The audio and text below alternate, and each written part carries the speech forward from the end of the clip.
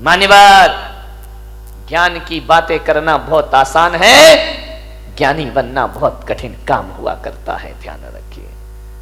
आप बोल तो देते हैं कि बच्चा ऐसा नहीं करना, बेटा ऐसा नहीं करना, वही काम जब आप करते हैं, ध्यान रखिए, ये जो कैमरा लगा हुआ है ना चैनल का, ये मुझे देख रहा है, ध्यान रखना। आप मुझे सुन रहे हैं, ये सुन नहीं रहा, ये देख रहा है मुझे। और एक बात याद रखना, छोटे बच्चे को कभी देखना, छोटा सा बच्चा जब धरती पर पैदा होता है ना, तो टकटकी लगाकर देखता है। हमारी पलकें ज्यादा झपकती हैं, बच्चों की पलकें नहीं झपकती हैं, वे टकटकी लगाकर किसी भी चीज को देखते रहते हैं।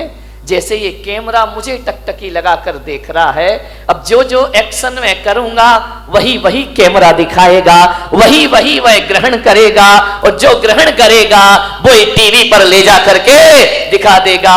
तो बच्चे की आंख भी एक कैमरा ही हुआ करता है, और जो जो सुबह शाम आप करते हैं बच्चा रिकॉर्ड करते जाता है, और जो बच्चा रिकॉर्डिंग करता है वही बच्चा दुनिया के सामने वैसा प्रस्तुत हो जाए करता है। आप सोचते हैं कि हमारा बच्चा बुढ़ापे में बड़े होके हमारा सम्मान करे, तो मेरा निवेदन है आज से ही अपने घर में बड़ों का सम्मान शुरू कर दीजिए। जो आप करेंगे बच्चा वैसा ही करेगा, ध्यान रखना, अलग से नहीं सीखेगा, तुम्हारे घर की बातें सीखेगा।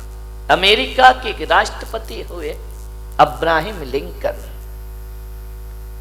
उन्होंने अपने बच्चे को एक स्कूल में दाखिला कराया, एक स्कूल में एडमिशन कराया, और जैसे ही पहले दिन बच्चा स्कूल में गया,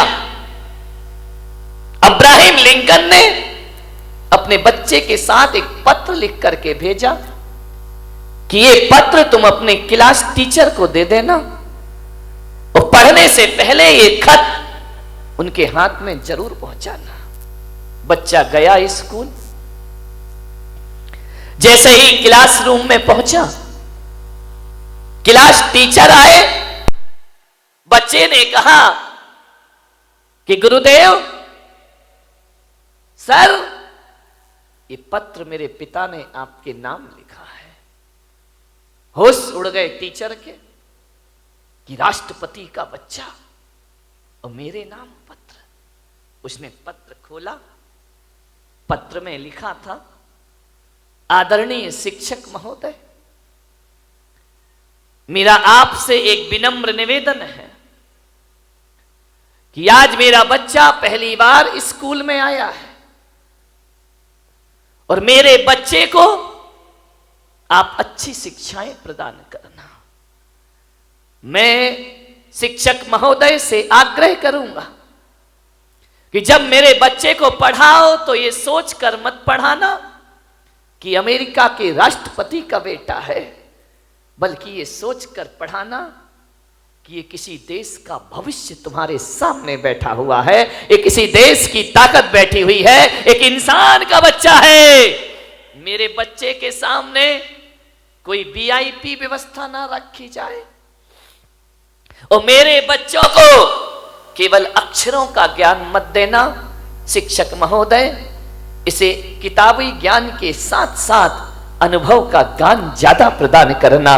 मैं नहीं चाहता कि मेरे बच्चे के पास बहुत बड़ी डिग्री हो या ना हो, डिग्री हो जाए कोई बड़ी बात नहीं है, लेकिन मैं ये नहीं चाहता कि मेरा बेटा डॉक्टर, इंजीनियर, आईएएस अफसर बन के निकले या ना निकले, लेकिन आपकी शिक्षाओं से मेरा बच्चा एक सच्चा और अच्छा इंसान बन करके स्कूल से निकले। ये राष्ट्रपति आपसे निवेदन करता है।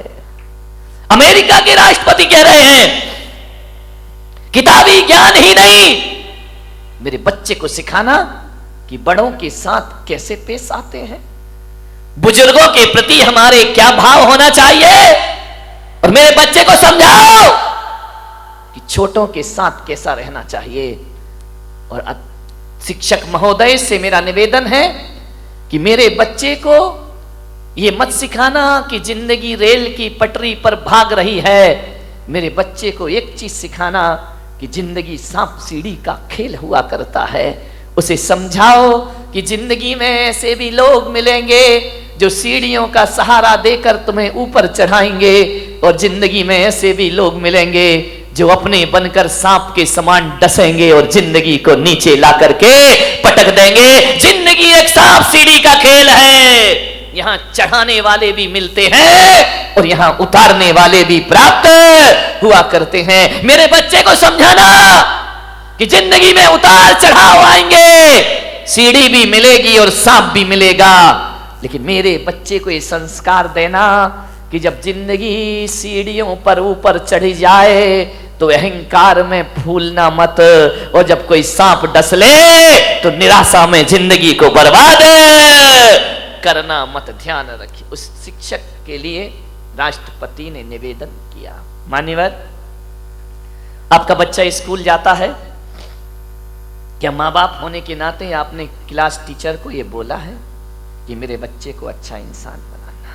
नहीं बोला ना। क्लास टीचर यदि मार दे तो तुम लड़ने को तैयार हो जाते हो, तुम उसके खिलाफ केस करने को तैयार हो जाते हो। और हमारा एक जमाना था, यदि स्कूल में मार पड़ती थी तो घर में आके डबल मार पड़ा करती थी कि शिक्षक ने यदि तुझे मारा है तो जरूर तूने कुछ गलतियां की होंगी।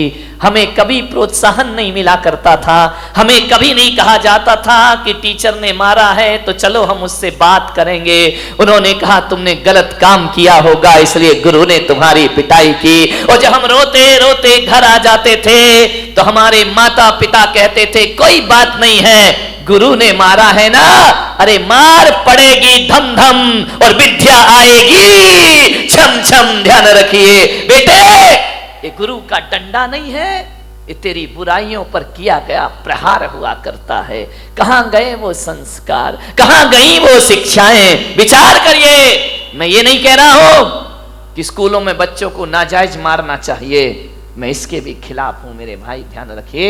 लेकिन मैं आपसे निवेदन करता हूं, शिष्य और सीसी में जब तक डांट नहीं लगेगी, सीसी में डांट, ढक्कन, ढक्कन को डांट कहा जाता है, सीसी में भी डांट होना चाहिए और शिष्य में भी डांट होना चाहिए। शिष्य और सीसी में डांट नहीं लगेगा तो सीसी भी डूबेगी और शिष्य भी डूब जाएगा। ध्यान रखिए। मान्यवर, निवेदन करिए।